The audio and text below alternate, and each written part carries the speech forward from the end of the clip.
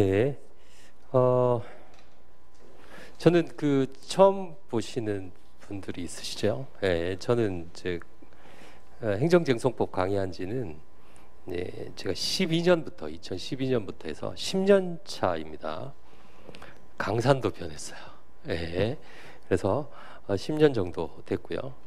그 다음에 질문이 있으신 분들은 여기로 질문을 하시면 됩니다.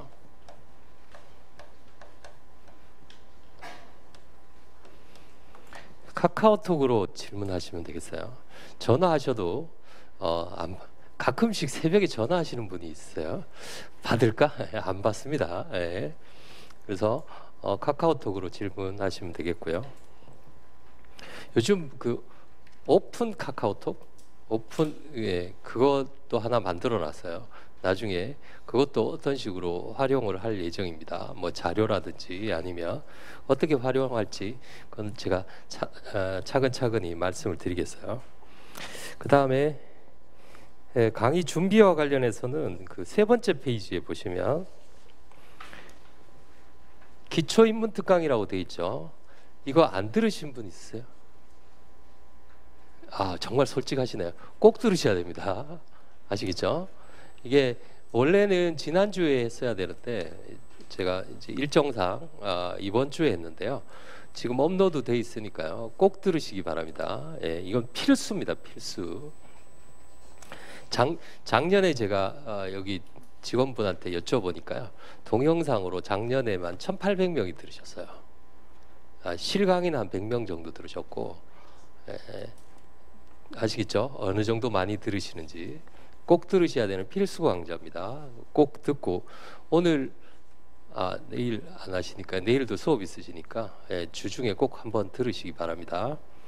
그건 꼭 준비를 하셔야 되겠고, 그 다음에 제가 올해부터 주말반을 진행하게 됐습니다. 원래는 제가 연기 일기는 평일반만 했었는데 주말반을 해달라고 하시는 분들이 너무 많으셔가지고 주말반, 그래서 주말반은 이제 평일반하고 좀 다르게 이제 교수님 기본서로, 저도 이제 처음입니다. 교수님 기본서로 하는 것은 처음이어서 여러분들이 이제 걱정이 되시겠죠. 나중에 예를 들어서 교수님 기본서로 했다가 그다음 평일반은 제 강사 기본서로 하게 되면 나중에 어차피 1기나 2기 가게 되면 통합하게 되잖아요. 그렇죠? 이제 2기, 3기에는 선생님들이 평일반을 안 하세요. 다 주말반만 하십니다. 그러면 이제 여러분들처럼 주말반을 따라오셨던 분들하고 평일반을 따라오셨던 분들하고 그 다음에 올해 시험 보셨지만 아깝게 떨어지신 분들하고 합쳐지게 되겠죠. 합쳐지게 된다면은 그러면 혼란스러우실 거 아니에요. 그렇죠. 교재라든지 이런 목차라든지 이런 것들이 혼란스러우셔서 제가 공통 교재를 하나 정했습니다. 그게 바로 이 교재입니다. 이 교재가 공인노무사 행정쟁송법에서는 제일 많이 나가는 교재입니다. 제 것 중에서가 아니라 전체 통합해서 제일 많이 나가는 교재예요. 이 책, 그러니까 마지막에는 제가 이제 시험장에 들어가신 분들한테 여쭤보니까 이거를 제일 많이 갖고 가신대요, 시험장에. 그래서 원래 이 책은 2기부터, 원래대로 한다면 2기부터 보시는 책인데 제가 이제 이 통합 강의를 위해서 빨리 냈어요. 빨리 내가지고 올해는 굉장히 일찍 나왔습니다. 왜냐하면 여러분들이 전국적으로 시험장에 내년에 갖고 갈 책은 이 책이다 이렇게 생각하시면 돼요. 그러니까 여기다가 다 집중해가지고 하시면 됩니다. 여기 중요도 표시라든지 시험에 나올 수 있는 것들은 다 들어가 있어요. 여기에서 좀 부족한 건 대법원 판례입니다. 대법원 판례는 제가 나중에 정리해서 나누어 드려요. 나누어 드리니까 그런 거 두꺼운 책 보지 마시고요. 이 책만 보시면 됩니다. 대법원 판례. 선생님 그걸로 됩니까? 최신 판례 중에 올해 시험에서 딱 한 문제 나왔습니다. 올해 시험 보신 분들은 아시겠습니다만 딱 그 노동법과 관련된 정년 중노위의 재심판정의 소송 계속 중에 정년에 달했을 때 여러분들 노동법에도 작년인가 재작년인가 시험에 나왔다 그러더라고요. 그 딱 한 문제 나왔거든요. 최신 판례. 제가 마지막 최종 정리 특강 시간에 최신 판례 5개 찍어드렸어요. 5개요. 그 중에 하나가 그 판례였습니다. 최고로 중요하다 그랬는데 그 판례가 나왔어요. 아시겠죠? 벗어나지 못한다. 이렇게 알아두시면 됩니다. 그러니까 백과사전식으로 판례 100개 막 책에 보면 막 박스 쳐가지고 판례 그렇게 내드린 게 무책임한 겁니다. 그거는 아시겠죠? 마지막으로 보실 것만 딱 정리해서 보시면 돼요. 무조건 그 안에서 나옵니다.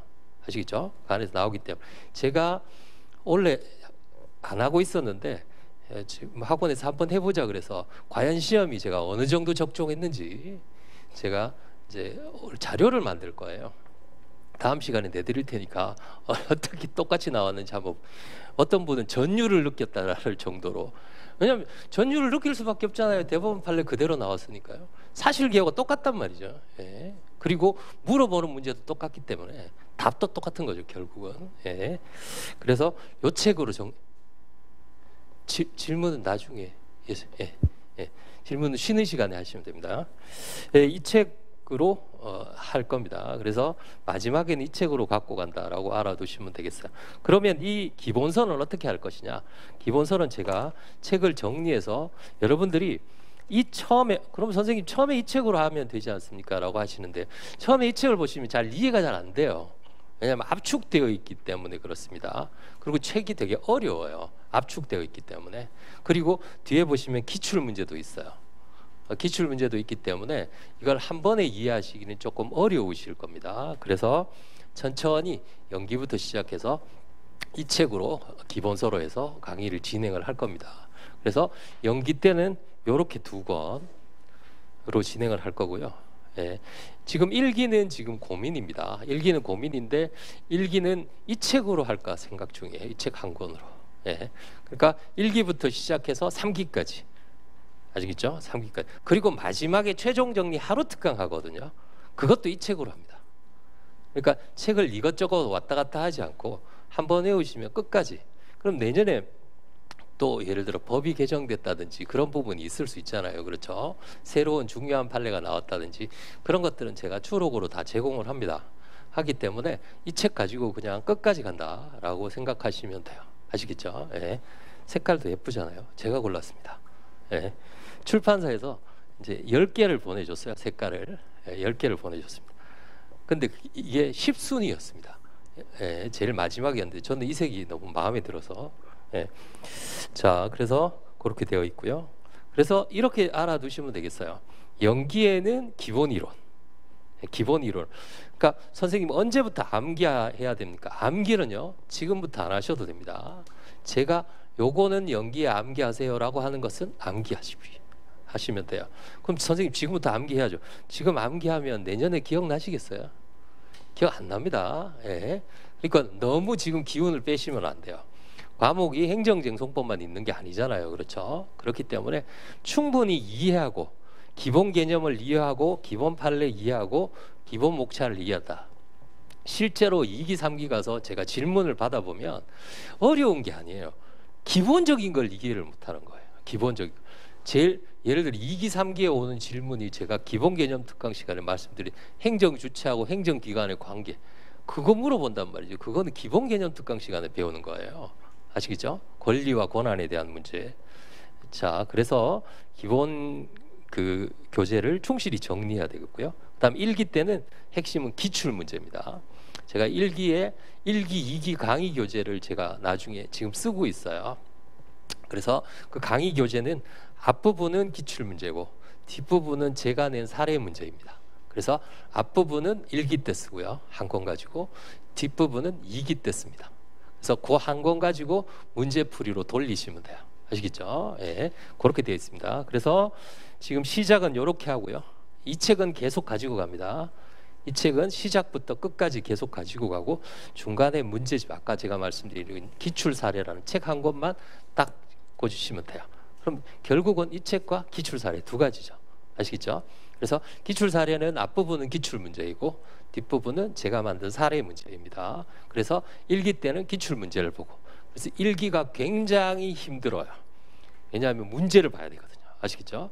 연기 때는 기본 이론이지만 1기 때는 굉장히 힘듭니다. 근데 1기를 넘어가야 2기에 나중에 시험 보실 수가 있어요. 2기 때 새로운 분들이 유입이 됩니다. 새로운 분들이 바로 원래 시험 보신 분들이죠. 그분들이 보통 시험 보고 2기 때부터 수업. 그래서 2기 때 실강 인원이 엄청 많이 늘어나요. 그래서 연기 1기 때 잘 됐다. 열심히 잘하고 있었어. 근데 2기에 가서 그분들하고 부딪히면 이제 좌절하는 거죠. 네. 답안지가. 근데 중요한 건 제가 늘 말씀드려요. 그러면 그분들은 1년 동안 2차 시험까지 다 시험 보시고 와서, 그렇죠? 2기에 중간에 들어왔는데, 저는 10월부터 시작해가지고 이제 2기면은 4월에 한단 말이죠. 이제 책 한 2번 읽고 3번 읽어서 그분들하고 경쟁이 되겠어요? 당연히 안 되죠. 그분들은 최소 20페이도 하신 분들이에요. 이 경쟁이 안 되죠. 그러니까 그분들을 2기 때 넘으시려고 하면 그건 오산입니다. 언제 넘으셔야 되냐면 3기 중반에 넘어가야 돼요. 아시겠죠? 3기 중반에 따라잡는다고 생각하셔야 돼요. 포커스를 그때 맞춰야 돼요. 2기 때 내가 절대 못 따라잡습니다. 그분들의 실력을. 아시겠죠? 3기 중반에 내가 따라잡는다고 생각하시면 돼요. 그래서 많은 분들이 3기 중반 넘어오시면 저한테 얘기하시는 거예요. 이제 따라잡을 수 있겠다. 그때 따라잡으면 됩니다. 어차피 그렇잖아요. 그렇죠? 3기 끝나고 시험 보러 가시는 거니까. 3기 중반을 골로 맞추셔야지 2기 때 같이 내가 한번 해보겠다. 조금 힘듭니다. 근데 그거를 견디셔야 돼요. 아시겠죠? 그래야지만 내년에 합격하실 수 있습니다. 그 다음에 2기 때는 이제 사례 문제 있고, 3기 때는 교재가 없어요. 3기 때는 문제만 풉니다. 그래서 문제 풀고, 그러면 문제 풀고 해설할 땐 다 요 해설이 이걸로 돼 있어요. 그래서 이걸로 계속 돌리시면 되겠습니다. 그 다음에 이제 실전 모의고사 2번 보고요. 이때는 강의가 없습니다. 제가 실전 모의고사도 가능하시면 보시는 것이 좋아요. 실제 시험하고 똑같아요. 실제 시험하고 똑같기 때문에 이 실전 모의고사에 낸 문제 하나가 그대로 나왔었습니다. 원래 시험에. 그래서 실전 모의고사는 시험에 응시하지 않더라도 그 해에 선생님들이 가장 중요하다고 생각하는 것이기 때문에 문제를 구해서 보셔야 돼요. 본인이. 선생님들이 뭐 냈는지. 아시겠죠? 그 다음에 마무리 특강 이렇게 진행이 됩니다. 자, 그래서 이제 연기부터 저희가 할 거고요. 강의 다음 페이지 보시면 교재는 이제 2가지입니다. 네. 요 하명호 교수님 책하고 쟁점 정리 책하고 이렇게 2가지인데요. 그래서 보충 교재는 동일합니다. 근데 이제 그 교수님 교재의 장점과 단점이 있어요. 장점은 판례가 좀 많고요. 그래도 아무래도 연구를 하신 분들이라 좀 깊이가 있죠. 깊이가 있는데 단점은 뭐냐면 필요 없는 부분이 너무 많아요. 수험에 필요 없는 부분죠. 그 하명우 교수님은 판사 출신이시라 가지고 실무적인 게 안에 너무 많이 들어가 있어요. 그 수험하고 관련이 없습니다. 제가 지워드려요. 이건 안 읽으셔도 됩니다. 참고로 읽으세요. 이 부분은 보세요. 이렇게 정리를 해드려요. 아시겠죠? 그렇기 때문에 그런 장점이 있는 반면에 또 하나의 단점은 뭐냐면 분량이 들쑥날쑥해요. 어떤 부분은 짧게 써져 있고 어떤 부분은 너무 길고, 그러니까 답안지로 쓰기가 어렵죠. 답안지. 그럼 답안지로 선생님 어떻게 써야 돼요? 그래서 제가 보조 교재를 정한 겁니다. 예를 들어 특정한 부분에 대해서 이 부분 가지고는 답안지가 안 나옵니다. 그러면은 그 부분에 대해서는 제가 이걸로 정리를 해드려요. 아시겠죠? 그러니까 쉽게 말씀드리면 이게 기본 교과서라고 보시면 이 책은 암기장이다 이렇게 생각하시면 돼요. 되게 두껍잖아요. 선생님 암기장이 왜 이렇게 두껍습니까? 이렇게 얘기하시는 분들이 있는데 이 안에 기출문제 빼면요 3분의 1 없는 겁니다. 실제 내용은 3분의 2밖에 안 돼요. 아시겠죠? 그리고 별표가 다 나와 있어요. 별표 2개, 3개만 외우시면, 원래 별표 2개, 3개 안에 다 나왔습니다. 2개, 3개만 보셔도 원래 시험에서는 하나도 빠지지 않았어요. 2개, 3개 안. 그럼 요 정도만 보시면 됩니다. 요 정도만. 이것도 안 보시려고 하면 안 되시죠? 아시겠죠? 처음에는 되게 용어가 낯설고, 그런데 나중에 시험장에 가실 때는 굉장히 효자 과목입니다. 절대 일정 정도 실력이 올라가면 떨어지지 않아요. 아시겠죠? 점수가요. 그리고 올라간 만큼 점수가 잘 나옵니다. 예, 그렇게 알아두시면 되겠고, 그래서 그걸로 정리를 해드릴 겁니다. 그 다음에 기본 강의의 목표는 3번에 보시면 가장 중요한 건 이제 정확한 이해입니다. 이해이고, 그 다음에 두 번째는 행정법 총론이라고 해서 제가 기본 이론 기본 개념 특강 할 때 행정법 총론하고 행정쟁송법하고 관계를 설명해 드렸죠. 행정법 총론을 잘 해 놓으시면 나중에 행정쟁송법도 잘 하실 수 있단 말이죠. 예, 그래서 마지막 2회는 행정법 총론만 가지고 강의를 해 드려요. 그러면 선생님 이 책이나 이 쟁점 정리는 행정법 총론이 자세하게 나와 있지 않아요. 그래서 어떻게 하냐면 행정법 총론에서 꼭 알아두셔야 될 테마 6개가 있습니다. 아시겠죠? 6개. 그것만 하시면 돼요. 아시겠죠? 그 6개를 정리해서 나누어 드립니다. 그래서 그걸 가지고 여기다 꽂아 두시면 돼요. 이해가 되시나요? 예. 그거 6개만 보시면 돼요. 6개만. 뭐 분량을 막 선생님들 막 늘리고 그러시는데 늘릴 필요 없습니다. 절대 거기서는 안 나와요. 예, 절대 거기서는 안 나오기 때문에 특히 마지막에 시험 보기 직전에 많은 선생님들이 분량을 늘려서 저한테 막 선생님 이거 왜 안 가르쳐 주십니까? 뭐 이거는 우리는 배운 적이 없는데요. 그럼 제가 그러죠. 안 나옵니다. 시험 범위 아닙니다. 계속 그렇게. 그럼 감사합니다. 왜냐하면 시험 범위 아니거든요. 시험 범위. 왜냐하면 시험은 범위가 과목이 정해져 있어요. 그 리스트 안에 정해져 있기 때문에 제가 말씀드린 부분에서만 나온다라고 알아두시면 됩니다. 그 다음에 법학을 전공하지 않으신 분들도 많이 있으시죠. 신경 안 쓰셔도 됩니다. 제가 법학 기본 개념은 다 차근차근히 설명을 해드려요. 그렇기 때문에 신경 안 쓰셔도 돼요. 그 다음에 모의고사는 제가 2회 모의고사를 볼 겁니다. 그래서 연기 모의고사는 저희가 이제 연기 때 2번, 1기 때 4번, 2기 때는 매일매일 시험을 봐요. 3기 때도 매일매일 시험을 보고 그래서 연기 때도 시험을 볼 텐데요. 채점은 특별히 의미가 없습니다. 여러분들이 중요한 건 뭐냐면 연기 때는 답안지를 어떻게 구성하는지 즉 형식적인 부분이 굉장히 중요해요. 법학 답안지는 다른 과목도 마찬가지입니다. 다른 과목도 뭐 노동법도 마찬가지고 인사도 마찬가지이지만 법학 답안지에 틀이 있어요. 그 틀을 익히는 게 중요해요. 연기 때는 아시겠죠?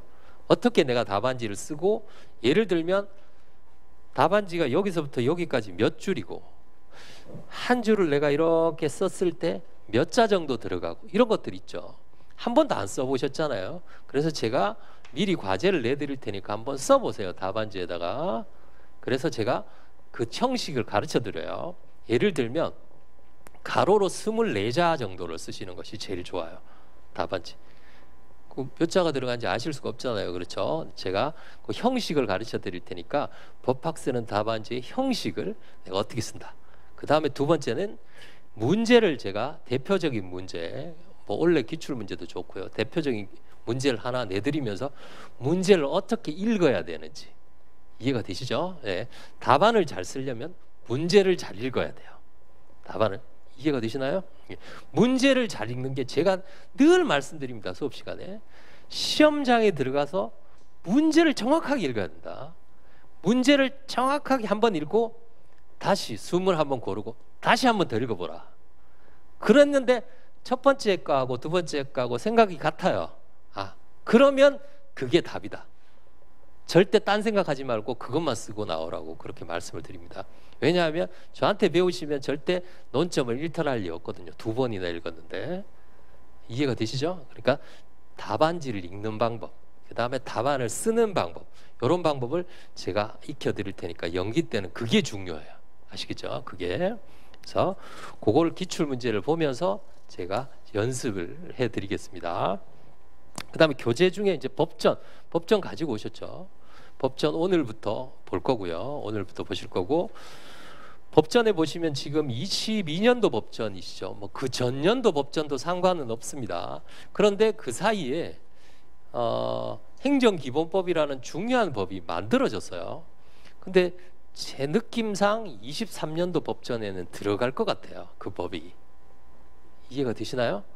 그러니까 여러분들 현재 법전에는 없지만 앞으로 법전에 들어갈 확률이 있는 법이 딱 하나 있어요. 행정기본법이라는 법이. 그 부분은 제가 출력해서 나누어 드리겠습니다. 나누어 드릴 테니까 거기에서 우리가 필요한 부분이 있어요. 그건 필요한 부분은 나중에 제가 설명을 해 드리겠어요. 그리고 가능하시면 법전을 들고 다니시기 바랍니다. 그 무거우셔가지고 핸드폰으로 보시는 분들도 있으신데요. 핸드폰으로 보시는 건 좋지 않고요. 정말 나는 그 태블릿 PC로 보시는 분들은 여기다가 담아가지고 다니셔도 돼요. 법 다 다운로드 받으셔가지고. 왜냐하면 법전에다가 좀 써야 됩니다. 글을. 법전을 그냥 시험장용 법전이지만 시험장용 법전처럼 이용하시면 안 되고요. 책처럼 이용하셔야 돼요. 책처럼. 이해가 되시나요? 예, 그래서 가능하시면 법전을 들고 다니시기 바랍니다. 그거는 모든 법학의 공통입니다. 모든 법학에. 그래서 법전을 최대한 우리가 활용을 해야 돼요. 이해가 되시나요? 법전을 최대한 활용하는 거. 법전 활용 방법도 제가 설명을 해드립니다. 예. 자, 그래서 그렇게 할 거고요. 그 다음에 수험 적합성을 가진 강의이죠. 예. 그리고 적중률도 당연합니다. 예를 들어서 A라는 테마를 내가 시험에 냈다. 그래서 A라는 테마가 시험에 나왔다. 그건 적중이 아닙니다. A라는 테마를 시험에 내서 A라는 테마가 시험에 나오는 건 적중이 아니에요. A라는 테마의 사실관계가 그대로 나와야 돼요. A라는 테마의 사실관계가 그대로 나와야 된다고요. 예를 들어서 원고적격이 나왔어요. 나는 원고적격 냈으니까 원고적격 시험에 나오면 그게 아니죠. 원고적격이라는 넓은 테마에서 정말 한 부분이 딱 시험에 나왔단 말이죠. 왜냐하면 잼 공장이 원고적격이었어요. 잼 공장이라는 법인의 원고적격. 정확하게 얘기하면 그 사례에서는 법인이 아니라 수녀원이었어요. 잼 공장을 하는 수녀원이라는 법인의 원고적격이었어요. 이해가 되시나요? 아직 안 배우셨죠? 그러면 시험에서는 잼 공장을 하는 법인의 원고적격을 시험에 내는 게 적중이죠. 이해가 되시나요? 근데 저는 잼 공장을 냈단 말이죠. 잼 공장. 왜냐하면 잼 공장 수녀원 사건이라고 해서 아주 유명한 대법원 판례이고 최근에 변호사 시험에 기출돼서 나왔단 말이죠. 그 문제가. 입법고시에도 나오고요. 그래서 그 문제를 제가 낸 거예요. 그 문제가 그대로 이번에 시험에 나온 거란 말이죠. 이해가 되시죠? 동일한 테마를 냈다고 적중한 게 아닙니다. 그건 누구나 다 맞출 수 있어요. 중요한 거는 그 테마 안에서 그것이 나와야 돼요. 그만큼 힘들단 말이죠. 그만큼. 그러려면 많이 연습을 해야 돼요. 이해가 되시죠? 그래서 그냥 원고 적격 써본 분들하고 잼 공장 써본 분들은 달라요. 문제를 보자마자 잼 공장이라는 그대로 잼 공장이라고 나왔단 말이죠. 아, 잼 공장이 나왔구나. 이렇게 된단 말이죠. 예, 그래서 그거를 잘 보시면 나중에 전혀 모르시는 문제는 시험에는 안 나올 겁니다. 그 다음에 교재는 제가 아까 설명해 드렸고요. 예. 자, 앞으로 이제 여러분들이 연기 1기 3기까지 들으시는데도 하나만 더 사시면 됩니다. 기출 사례라는 거.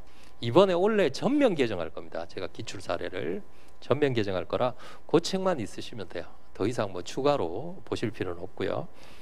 그 다음에 강의 교재는 이제 하명우 교수님 책 머리말에 나와 있고요. 간단히 그 행정기본법이 제정됐다고 했는데 그 행정기본법도 제가 생각했을 때는 행정기본법의 중요한 테마가 한 2개 정도 있는데요.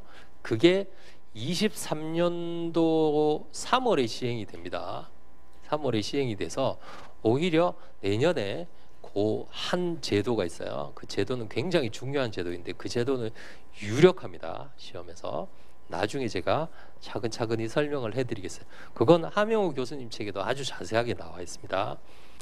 자, 그 다음에 쟁점 정리 요 책이에요. 요 책이 이제 보조 교재인데 이 책의 특징을 한번 볼까요? 책을 한번 보시죠.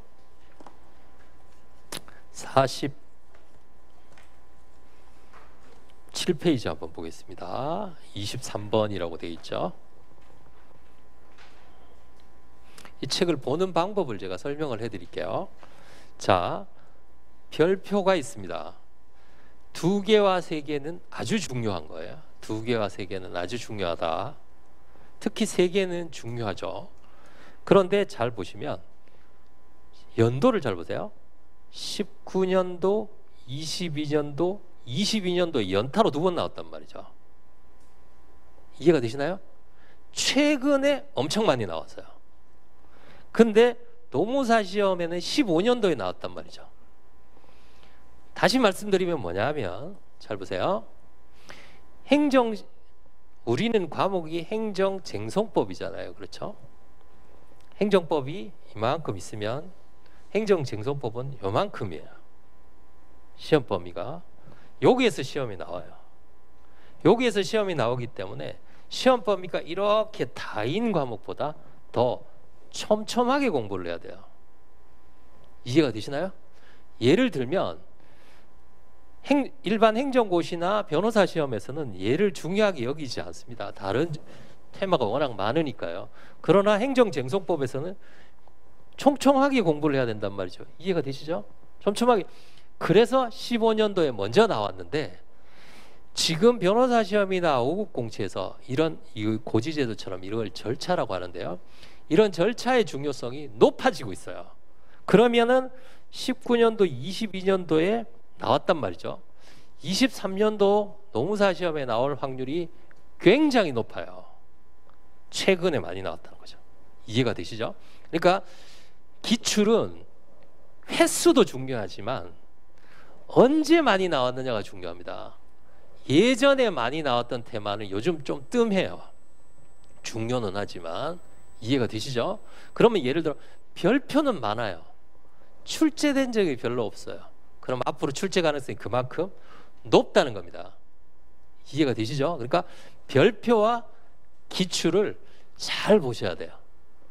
이해가 되시나요? 그러면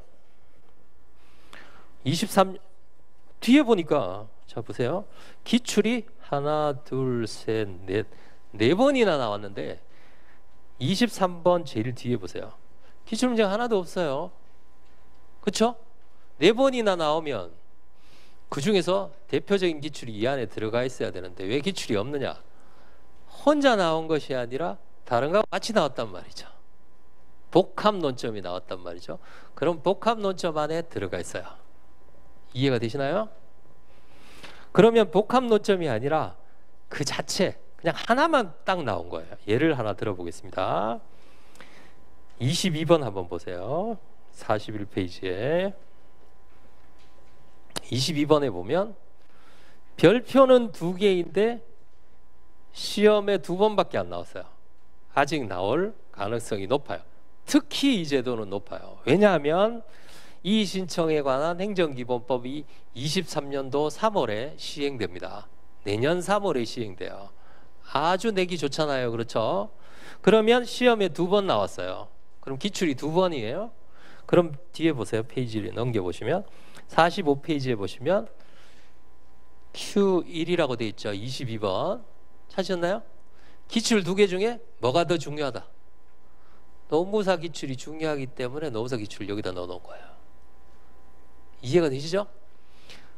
어떤 특정한 테마가 있으면 특정한 테마에서 중요한 기출이 여러 개 있을 거 아니에요. 그렇죠? 그 중에서 제일 중요한 것만 제가 싹싹싹 뽑아가지고 그 부분만 딱 잘라가지고 넣어놨단 말이죠. 이해가 되시죠? 그래서 문제도 보시면서 그럼 선생님 기출 문제의 완벽한 해설은 어디 있습니까? 이렇게 물어보시는 분들이 있는데 완벽한 해설은 일기 때 제가 쓰는 기출사례 교재 있죠. 그 교재에 보면 답안으로 완벽하게 해설이 되어 있습니다. 여기서는 답안이 아니라 답만 돼 있어요. 답. 아시겠죠? 답. 그래서 책을 그렇게 보시면 되겠습니다. 그래서 선생님 책을 볼 때 뭐가 중요한지 어떻게 아나요? 그러면 좀 공부를 하실 때 뭐가 중요한지 미리 알고 싶으시면 거기 차례에 보시면 별표가 다 나와 있어요. 아시겠죠? 거기 보시면 차례에 행정법 총론이라고 되어 있죠. 찾으셨나요? 이 부분은 안 보셔도 됩니다. 제가 나중에 총론 특강에서 정리해 드려요. 이 부분은 제가 말씀드리는 것만 보시면 돼요. 페이지를 넘겨보시면 22번부터 시작해서 심판 있고 34번에 소송 있죠. 이해가 되시나요? 요것만 복사해가지고 들고 다니시면 돼요. 아시겠죠? 요것만 복사해가지고 들고 다니시면서 나중에 뭐가 중요한가 이거 기본서 보실 때 중요한지 중요하지 않은지 보시려면 이거 보시면 다 나옵니다. 중요도가. 이해가 되시죠? 별표 2개, 3가지. 일단은 많은 분들이 처음부터 외우시려고 난 좀 외우고 싶습니다. 그럼 외우시려면 3개부터 외우세요. 아시겠죠? 중요한 것부터 먼저 외우는 겁니다. 그 다음에 2개. 그래서 스터디를 많이 하시는데 이렇게 제 들으시는 분들은 별표 3개 스터디 합니다. 뭐 이렇게 별표 2개 외우기 스터디 합니다. 이렇게 아시겠죠? 2개 3가지만 먼저 정리하시면 돼요. 이제 책 아시겠죠? 그래서 왜 이 책이 그렇게 많이 팔리는지 아실 겁니다. 이렇게 못 만들어요, 아무나. 이 진짜 오래 걸린 책입니다. 이 책 자체가. 그리고 별표가 매년 바뀝니다. 왜냐하면 매년 중요도가 바뀌잖아요. 그렇죠? 중요도가 바뀌기 때문에 별표를 다 신경 써서, 예를 들어서 135페이지 보세요. 135페이지.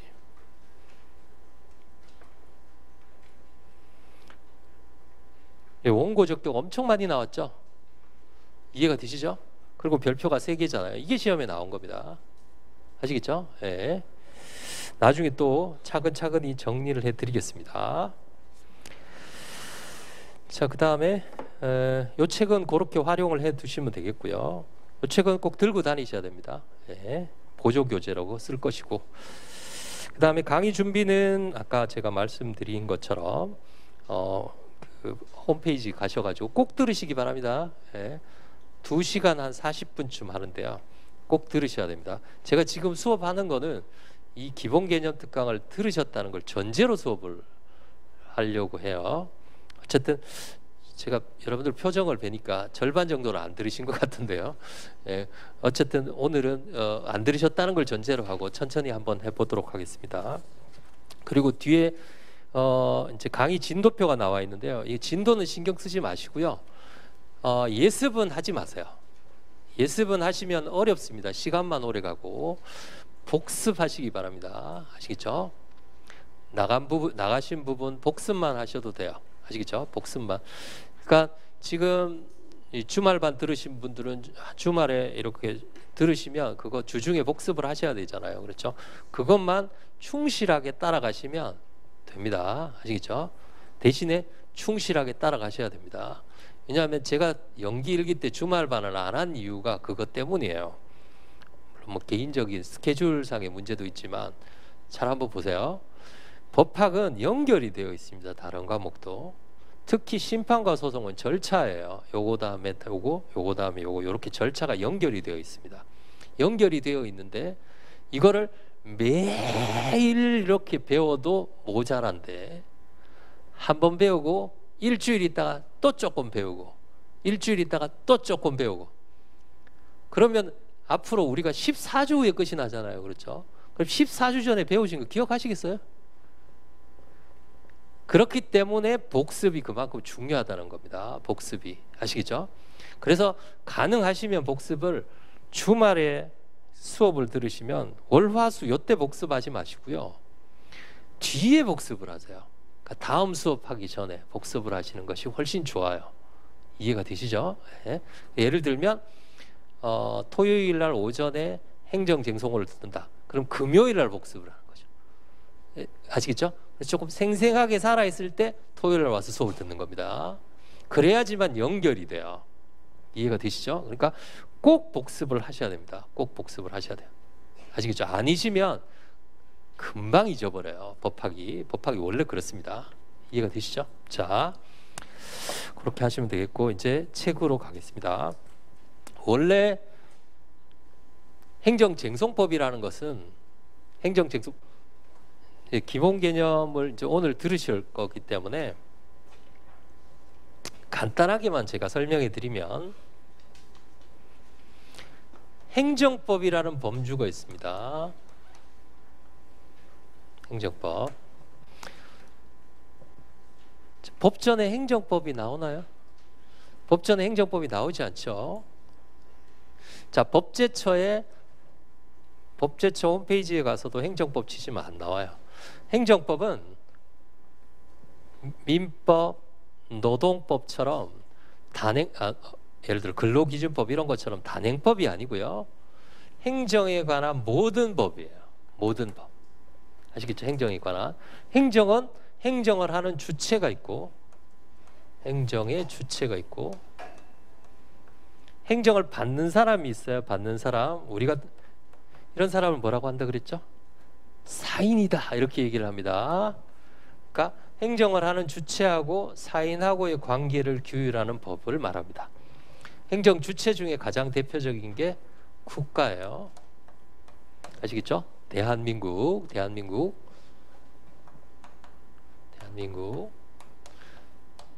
자, 대한민국 보신 적 있으신가요? 관악구는 어떻게 생겼나요? 서울특별시 보신 적 없으시죠? 자, 국가나 지방자치단체는 법인입니다. 법인. 삼성전자는 어떻게 생겼나요? 삼성전자 모르죠? 선생님 핸드폰이 삼성전자는 아니잖아요. 그렇죠? 그렇게 여러분들이 모르시는 이유가 뭐냐면 법인이기 때문에 추상적인 거예요. 여러분들이 나중에 민법을 배우시면 제일 처음에 첫 장에 인 이렇게 나올 거예요. 인 해가지고 인은 권리 의무의 기속 주체를 인이라고 합니다. 권리를 행사하고 의무를 부여받고 그 인 중에는 두 가지가 있어요. 우리 같은 자연인이 있고 또 하나 뭐가 있죠? 법인이 있잖아요. 그렇죠? 법인. 그러니까 국가나 지방자치단체는 법인입니다. 눈에 보이지 않아요. 아시겠죠? 국가나 지방자치단체는. 그러면 잘 보세요. 삼성전자는 누가 움직이나요? 현대자동차는 누가 움직이나요? 자 보세요. 법인은 이해가 되시나요? 법인은 자기를 위해서 일해주는 기관이 필요합니다. 그래서 법인의 기관을 보통 이사라고 하죠. 이사. 그래서 대표이사라고 하잖아요. 그렇죠? 자, 구절 잘 보세요. 법인을 위해서 일해주는 기관. 아시겠죠? 기관. 그러면 국가, 대한민국이 있어요. 대한민국 밑에는 뭐가 있다? 대한민국을 위해서 일해주는 기관이 있겠죠. 이해가 되시나요? 자, 서울특별시는 행정주체예요. 그렇죠? 서울특별시를 위해서 일해주는 기관이 필요합니다. 그걸 뭐라고 부르냐 하면 행정기관이라고 불러요. 실제로는 행정기관이 하죠. 누구를 위해서요? 행정주체를 위해서. 이해가 되시나요? 자, 행정기관이 행위를 하면 효과는 행정주체에게 되돌아갑니다. 잘 보세요. 삼성전자의 대표이사가 열심히 일을 합니다. 이익을 누가 받아요? 어렵게 생각하지 마시고요. 삼성전자가 받잖아요. 그렇죠? 서울특별시장님이 열심히 일을 해요. 이익을 누가 받습니까? 서울특별시장님이 받습니까? 서울특별시장님이 일해서 시장님이 이익을 받으면 그건 말이 안 되는 거죠. 누가 이익을 받아요? 서울특별시가 이익을 받는 거죠. 이해가 되시죠? 그래서 행정기관이 행위를 하는 것은 권한이라고 합니다. 권한 행사. 그러니까 자기를 위해서 하는 것이 아니라 누구를 위해서? 행정주체를 위해서 하는 거예요. 일종의 뭐예요? 대리죠, 대리.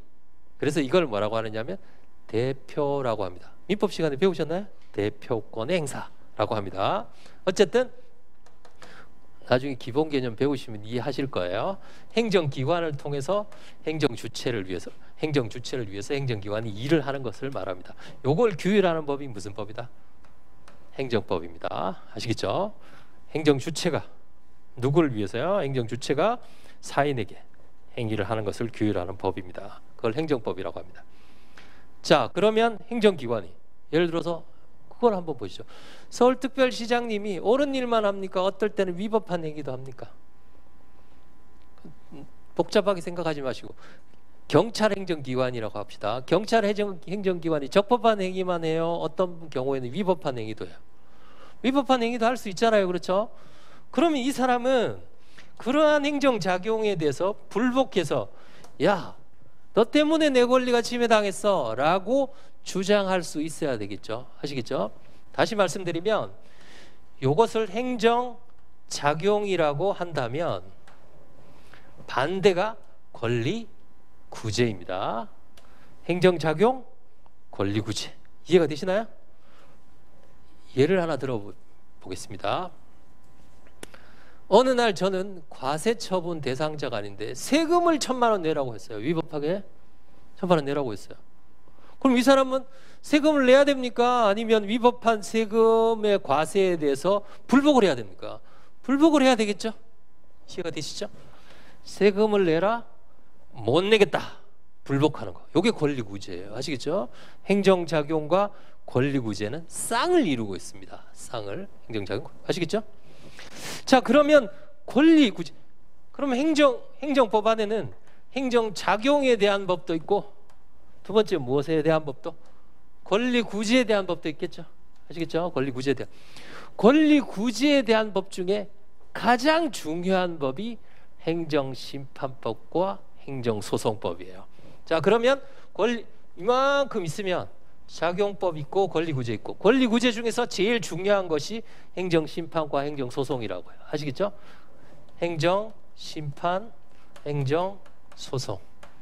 이걸 심판과 소송을 합쳐서 행정쟁송법이다, 이렇게 얘기를 합니다. 그러면 행정쟁송법도 있는 법이 아니죠. 혹시 행정쟁송법 들어오시면서 법제처에서 행정쟁송법 찾아보셨나요? 그 정도는 해보시고 오셔야죠. 법제처에서 행정쟁송법 찾아보시면 없습니다, 이렇게 나올 거예요. 그럼 우린 뭘 배우는 거지? 혹시 법제처에서 노동법 찾아보셨나요? 여러분들 과목 노동법이시잖아요. 노동법 찾아보셨나요? 노동법이라는 법이 있나요? 제가 알기로는 없는데요. 노동법은 뭐 근로기준법, 노동조합법 이런 것들을 합한 개념 아니에요? 그렇죠? 예, 그걸 다 합쳐서 노동법이라고 하잖아요. 그렇죠? 이것처럼 행정쟁송법도 행정심판에 관한 법과 행정소송에 관한 법을 합쳐서 교수님들이 행정쟁송법이다, 이렇게 불렀단 말이죠. 이해가 되시죠? 자, 그러면 행정법이 이만큼 있어요. 이만큼이. 그 중에서 작용에 관한 법이 있고, 작용에 불복하는 권리구제에 관한 법이 있고, 그 권리구제에 관한 법 중에 가장 중요한 법이 행정심판법과 행정소송법인데, 그 두 가지를 합쳐서 뭐라고 부른다? 행정쟁송법이라고 부릅니다. 이제 아시겠죠? 개념을. 작용, 권리구제, 그럼 심판이 무엇이고 소송이 무엇인지는 제가 천천히 설명을 해드리겠습니다.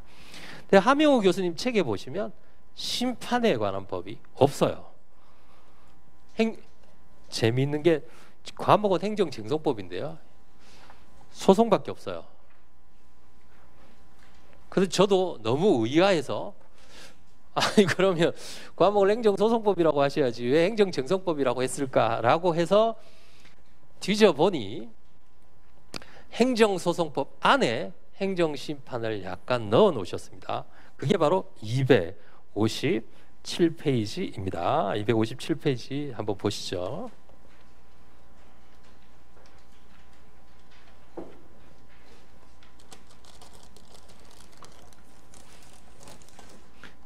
자, 행정심판과 행정소송의 관계라고 되어 있습니다. 행정심판과 행정소송의 관계. 자, 심판이 무엇이고 소송이 무엇인지 잠깐 설명을 해드리겠습니다. 보세요. 자, 작용과 권리구제는 쌍을 이룬다 그랬어요. 작용과 권리구제는 쌍을 이룬다 그랬습니다. 작용 중에 뭐 기본 개념 배우시면 아시겠습니다만, 작용 중에 가장 대표적인 게 처분이라는 작용이에요. 처분이 무엇인지는 제가 천천히 설명을 해드리겠습니다. 가장 대표적인 게 과세예요. 아시겠죠? 세금 내라는 거. 이해가 되시나요? 과세 처분이라고 합니다. 과세 처분. 그러면 잘 보세요. 과세 처분 누가 하는 거예요? 행정? 기관이 하는 거잖아요. 그렇죠? 행정기관이. 세무서장이 또는 국세청장이 과세 처분을 합니다. 아시겠죠? 과세 처분을 합니다. 예를 하나 들어보겠습니다.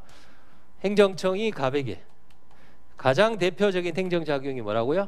처분이라고 그랬어요.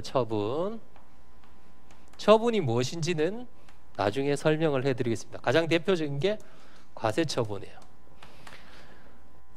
조금 헷갈리시면 국가나 지방자치단체에서 나한테 일방적으로 하는 건 대부분 다 처분입니다. 일방적으로 하는 거. 운전면허 취소 처분, 영업 정지 처분, 건축 허가 취소 처분, 과세 처분, 이런 것들 아시겠죠? 전부 다 처분입니다. 처분. 자, 과세 처분을 했어요. 이게 행정작용입니다. 그런데 이 과세 처분이 잘못됐어요. 위법합니다. 잘못됐어요. 그러면 이 과세 처분에 대해서 불복하는 방법이 두 개 있습니다. 첫 번째는 이 과세 처분을 한 행정청 있죠? 행정청의 형, 감독청이라고 합니다. 위에 있는 사람 있잖아요. 그죠? 이 감독하는 사람. 이 행정청의 감독청에다가 불복하는 방법.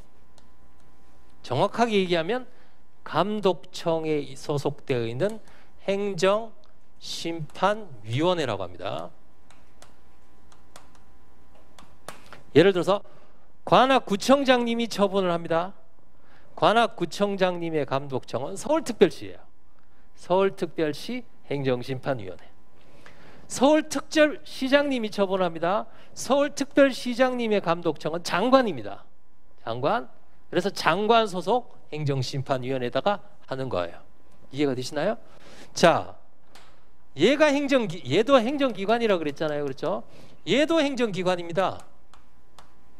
다시 말씀드리면 행정기관이 한 행위에 대해서 그 형인 감독청인 행정기관에다가 불복을 하는 것을 말해요.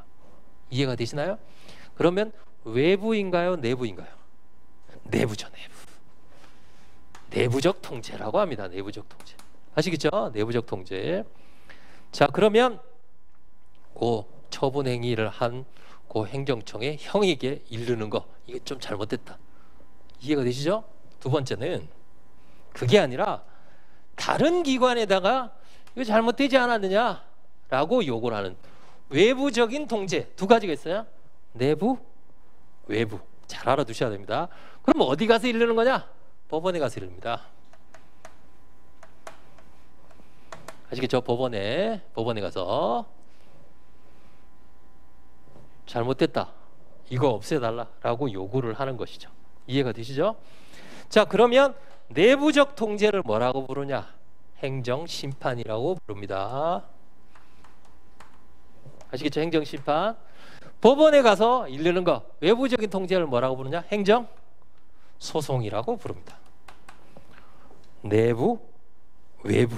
아시겠죠? 내부, 외부. 굉장히 중요합니다. 선생님, 그게 뭐가 중요합니까? 이렇게 나중에 아주 중요한 차이를 만들게 됩니다. 아주 중요한 차이를 만들게 됩니다. 자, 어떤 중요한 차이를 만드는지 제가 잠깐 설명해 드릴게요.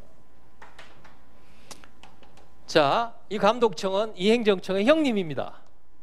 그러면 개입할 수 있는 범위가 있다면 법원은 이 행정청하고 다른 기관이에요.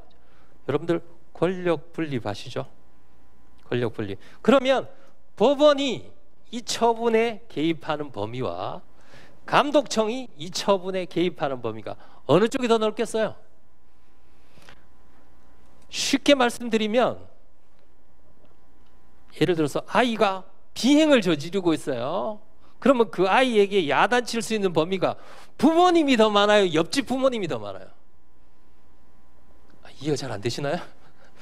당연히 그렇죠. 자기 아이면 야단칠 수 있는 범위가 더 많겠죠. 그리고 옆집 부모님이 야단치면 이 부모님이 더 기분 나쁠 수 있잖아요. 그렇죠. 왜 우리 자식인데? 그렇죠.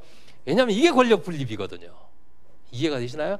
따라서 내부적인 감독청 행정기관이 한 행위에 대해서 이 행정심판위원회가 감독할 수 있는 범위는 굉장히 넓은 방면에, 아시겠죠? 법원이 개입할 수 있는 범위는 좁아요. 그 이유는 뭐냐 하면 권력 분립 때문에 그렇습니다. 이해가 되시죠? 입법부, 사법부, 행정부잖아요. 그렇죠? 그러면 그것 때문에 어떤 문제가 생기는지 한번 보겠습니다. 행정심판법을 보세요. 법전, 혹시라도 법전 안 가지고 오신 분은 스마트폰에 보시면 대한민국 법령정보라는 게 있어요. 자, 행정 앱이 있습니다. 아니시면 뭐 다른 걸로 찾아보셔도 되고요. 자, 행정심판법을 한번 보겠습니다. 행정심판법 5조입니다. 행정심판법 찾으셨나요? 자, 5조. 행정심판의 종류, 취소심판. 자, 읽어보겠습니다. 행정청의 위법 또는 부당한, 자, 부당이다 동그라미를 해보세요. 부당한 처분을 취소 변경하는 심판이라고 돼. 자, 부당은 뭐냐면요, 위법이 뭐예요? 그 위법한 행위 아닙니까? 위법이 뭔가요? 법 위반을 말합니다. 법 위반, 아시겠죠? 법 위반. 그럼 부당은 뭔가? 부당은 잘 보세요. 법 위반에 이르진 않았어요. 법 위반에. 예를 들면 길을 놓는데 이쪽으로 길을 놓으면 위법이에요. 예를 들면 여기서는 길을 놔서는 안 돼요. 여기 뭐 비행장이 있어서. 그럼 위법이에요. 요렇게 놨어요. 자, 요렇게 놓는 방법과 요렇게 놓는 방법이 있어요. 둘 다 위법은 아니에요. 위법 반대말은 뭐예요? 적법이죠. 요것도 적법, 요것도 적법인데 요쪽으로 놓으면 요쪽으로 놓는 것보다 비용이 더 많이 들어요. 여기 더 낫죠. 이해가 되시나요? 그렇지만 요렇게 놨어요. 법 위반은 아니지만 합리적이지 않은 판단이잖아요. 그렇죠? 비합리적 또는 비경제적인 판단을 부당이라고 합니다. 부당. 이해가 되시나요? 자, 부당은 위법이에요, 적법이에요? 적법이지만 합리적이지 않은 판단을 말합니다. 그러면 잘 보세요. 여기 보시면 행정기관이 처분을 했는데 그게 법에 위반되어도 취소할 수 있고 비합리적이어도 뭐 할 수 있다? 취소할 수 있단 말이죠. 위법도 되고 뭐도 되고요, 부당도 됩니다. 아시겠죠? 그 다음에 또 하나 나중에 표시를 해두겠어요. 취소하거나 변경에다가 동그라미를 하세요. 중요합니다. 취소도 되고 뭐도 돼요? 변경도 된다. 위법, 부당, 취소, 변경. 선생님 이거 외워야 됩니까? 외워야 되나요? 안 외우셔도 됩니까? 안 외우셔도 되죠. 아시겠죠? 그런데 위법 옆에 부당이 있다는 걸 기억만 해두시면 됩니다. 그리고 몇 조예요? 5조에 들어가 있다는 것만 외우시면 돼요. 이해가 되시죠? 자, 그럼 심판은 적어 보겠습니다. 위법도 되고 부당도 되고 그 다음에 취소도 되고 변경도 된다. 소송법 보겠습니다. 자, 행정소송법 4조입니다.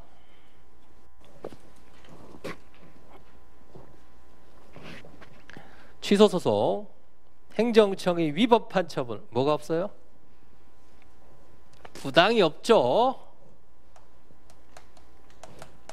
그렇죠? 왜 부당이 없어요?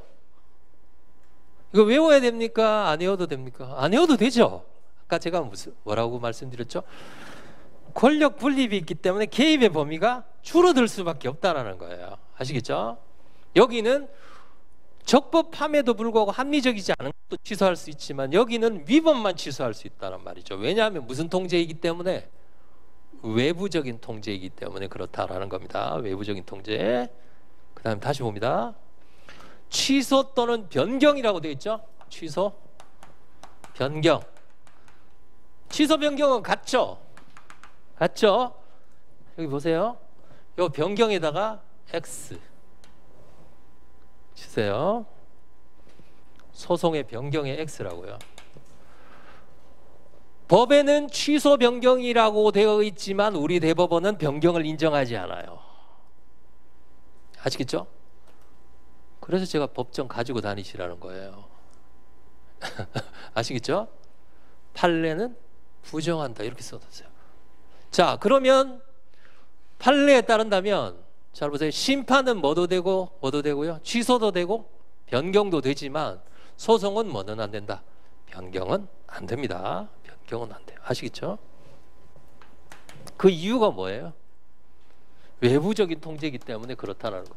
그러니까 제가 내부적인 통제, 외부적인 통제를 말씀드리는 이유가 그 조문을 보고 그 조문이 왜 그렇게 나왔는지를 알아야지만 이해를 하죠. 아무리 왜 여기는 위법하다더라, 여기는 위법 부당하다더라, 뭐 그런 것은 의미가 없어요. 사실 그 차이로 말미암아 굉장히 많은 곳에서 차이가 납니다. 심판과 소송이. 이해가 되시죠? 자, 그러면 다시, 그럼 판단해서, 법원이 판단해서 결정을 내릴 거 아닙니까? 그 결정을 판결이라고 합니다. 판결. 자, 소송의 결과물을 뭐라고 부른다? 판결이라고 부릅니다. 그럼 여기서도 행정심판의 결과물이 있어야 될 거 아니에요? 이걸 뭐라고 부르냐면 재결이라고 부릅니다. 재결, 판결. 아시겠죠? 재결, 판결. 그러나 재결과 판결은 상당히 유사하죠. 하는 기관은 다르지만 어쨌든 좀 유사하단 말이죠. 그래서 많은 경우가 소송을, 심판에 관한 규정이 없으면 소송에 관한 규정을 갖다가 쓰도록 되어 있어요. 아시겠죠? 잠깐 볼까요? 헌법 보겠습니다. 107조요.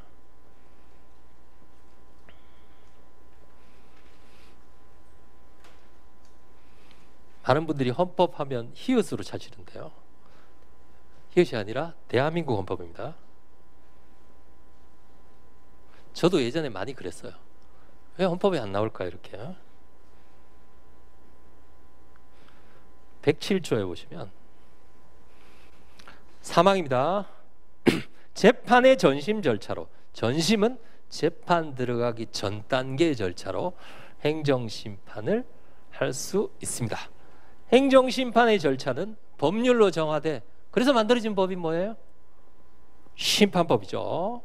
사법 절차가 준용되어야 된다. 이 사법 절차가 재판 절차예요. 다시 말씀드리면 심판에 없는 경우는 소송의 것을 갖다 쓸 수 있습니다. 이해가 되시죠? 자, 그러면 갑이라는 사람이 저 처분을 받았을 때 메인은 소송입니다. 아시겠죠? 제가 심판과 소송 과목이 두 개라 그랬잖아요. 법이 두 개인데 10%, 90% 이렇게 알아두시면 돼요. 20%, 80% 내지 10%, 90%예요. 올해는 심판에서는 안 나왔습니다. 아시겠죠? 그렇기 때문에 그러면 심판은, 아시겠죠? 심판은 소송인데 메인이 소송이에요. 소송. 요게 메인입니다.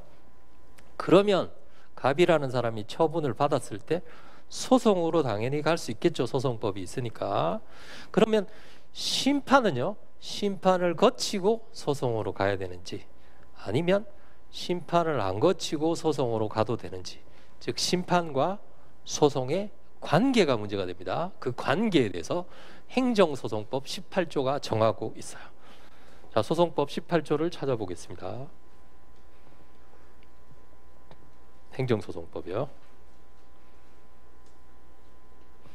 제가 법만이 찾아보기로 유명한 사람입니다. 그런데 정말 중요해요, 그게. 자, 행정소송법 18조 제목을 읽어보겠습니다. 행정, 심판과 관계라고 되어 있습니다. 1항 취소소송은 법령의 규정에 의하여, 법령은 기본개념 특강 시간에 배우시면 됩니다. 법률과 법규 명령을 말합니다. 법률할 때 법, 법규 명령할 때 령을 합친 거예요. 법률, 법규 명령. 법규 명령이 뭡니까? 법규 명령 기본개념 시간에 배우시면 돼요. 아시겠죠? 법률, 법규 명령입니다. 법령의 규정에 의해요. 당의 처분에 대해서 행정심판을 제기할 수 있는 경우에도 이를 거치지 아니하고 제기할 수 있습니다. 임의적 전치가 원칙입니다. 헷갈리시면 거기 쓰세요. 임의적 전치가 원칙이다. 임의라는 게 뭐예요? 해도 되고 안 해도 됩니다. 해도 되고 안 해도 된다. 그럼 당사자가 할 수 있는 거는, 자 보세요. 할 수 있는 것은 심판을 전치하고 소송으로 가는 방법이 있고, 두 번째는 심판을 건너뛰고 소송으로 가는 방법이 있습니다. 아시겠죠? 그게 임의적 심판 전치가 원칙이에요.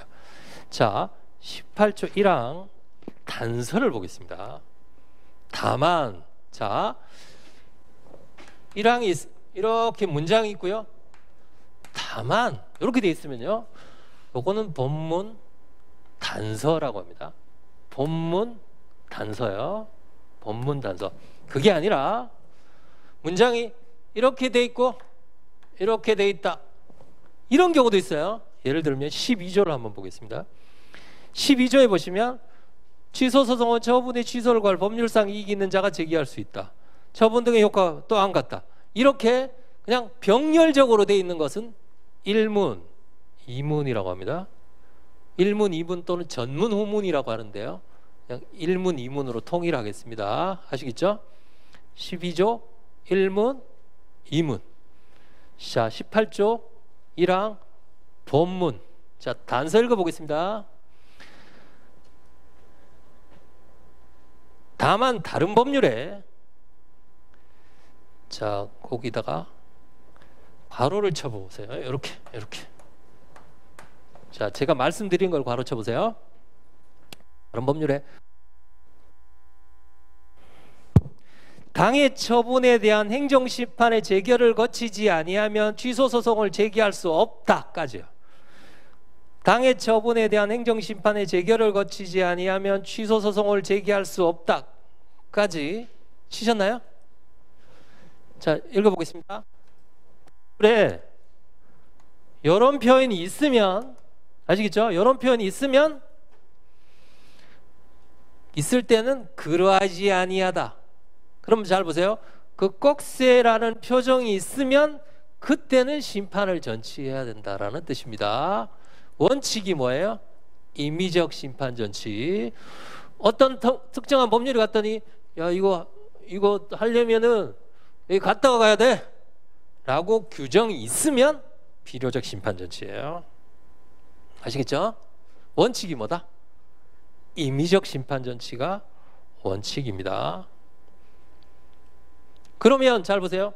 저 재결이 나오는 경우는 두 가지겠죠. 첫 번째는 심판 전치를 안 하고 소송으로 가도 되는데 이 사람이 심판을 먼저 거쳐서 가는 경우도 있고, 법에 반드시 한 바퀴 돌고 가라 라고 해서 돌고 가는 경우도 있고, 두 가지 경우가 있을 수 있다는 거죠. 이해가 되시나요? 네.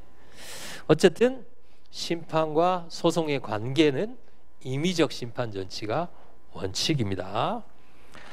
자, 그래서 이제 책으로 가셔서 257페이지에 행정심판의 개관이라고 되어 있습니다. 자, 제가 말씀드리는 것만 보세요. 여기 필요 없는 내용도 많고 필요한 내용은 별로 없는, 지금 심판이 약간 그렇게 되어 있습니다. 그래서 그거는 저희가 이해를 하시고요. 자, 실질적 의미의 행정심판이라고 되어 있습니다. 두 번째 문단의 셋째 줄에 거기다 줄을 그으세요. 제가 말씀드리는 것만 줄 그어 놓으시고 다음번에는 그것만 읽으시면 됩니다. 실질적 의미의 심판은 행정심판, 이의신청, 재결신청 뭐 등등의 여러 가지 표현으로 되어 있습니다. 여러 가지 이름으로 되어 있다. 심사청구라고 한 것도 있고요. 혹시 근로기준법 배우셨나요? 근로기준법 또는 노동위원회법에 보시면 지방노동위원회의 구제명령, 아시겠죠? 배우셨나요? 지방노동위원회의 구제명령이 이겁니다. 구제명령에 대해서 중노위에 재심판정 신청할 수 있죠. 그게 행정심판이에요. 아시겠죠? 행정심판입니다. 그러니까 표현이 그런 경우도 있다는 겁니다. 그래도 심판은 심판이에요. 여러 가지 이름으로 불리고 있어요. 자, 페이지를 넘기시면 258페이지에 나 형식적 의미의 행정심판, 이건 보실 필요 없고요.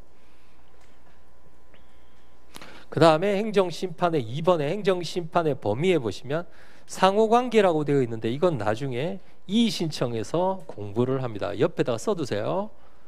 제가 이렇게 N이라고 한 것은 쟁점 정리 번호입니다. 아시겠죠? 22번이라고 써두세요. 나중에 쟁점 정리 22번에서 공부를 합니다. 자, 그래서 넘어가시면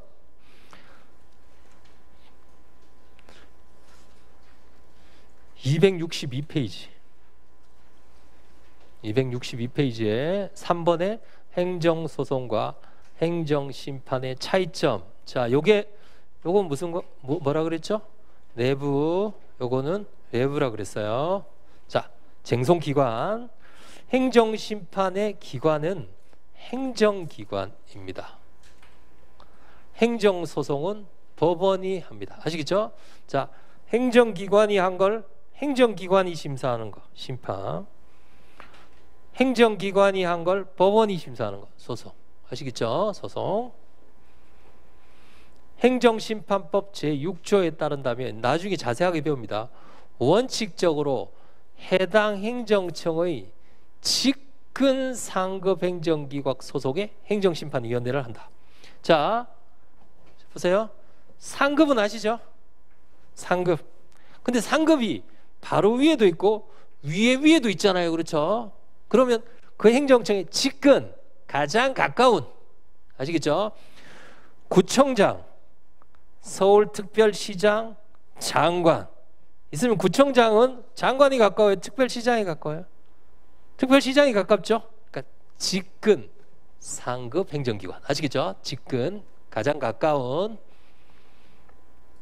나중에 행정심판위원회 따로 배웁니다. 거기 가서 또 한번 설명해 드리겠습니다. 자, 쟁송상 심판은 위법 플러스 부당. 이런 건 외울 것도 없죠. 왜 그런지 아시겠죠? 내부적인 통제니까. 자, 소송은 위법성만 됩니다. 요 정도에 그치지 마시고 제가 말씀드렸죠. 요것도 알아셔야 돼요. 요거요.